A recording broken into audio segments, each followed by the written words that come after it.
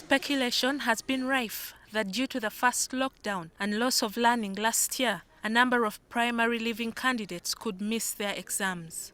However, Janet Kataham-Seveni, the Minister of Education and Sports, says the disruption caused by the coronavirus pandemic means parents need to learn new ways of helping their children to catch up with their education.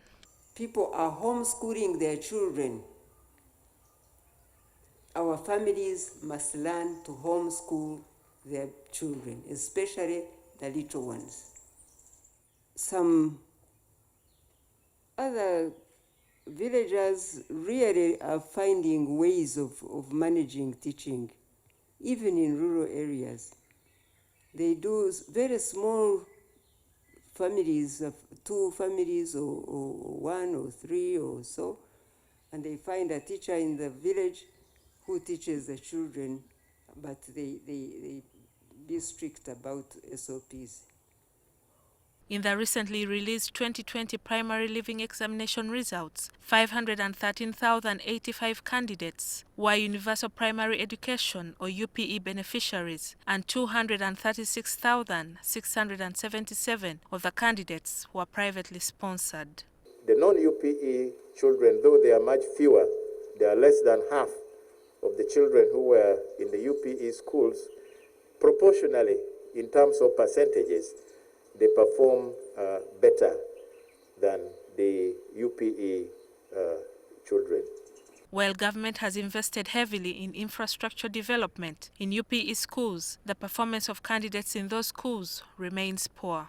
Most of the private schools also have parents who really put in a lot of work in their children's education. Most of them are in urban areas where they go to school early enough and spend a lot of time at school learning.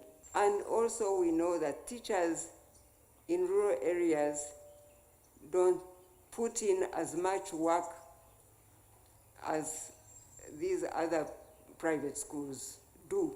Of the 749,761 candidates who sat for the examinations, 353,925 were boys and 395,836 were girls. Of these, 1,599 were learners with special needs.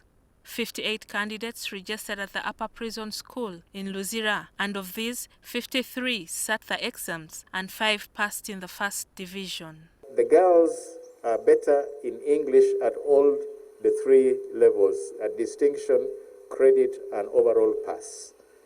The boys then perform better than the girls in the other 3 subjects, and we can see that proportionally the males have performed better than the females, and they have also recorded a lower failure rate than the females.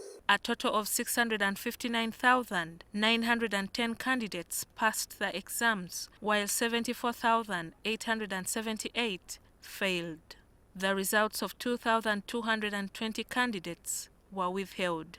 The largest number of withheld results are from the districts in the Rwenzori region, especially in the districts of Budnebujo and Kasese.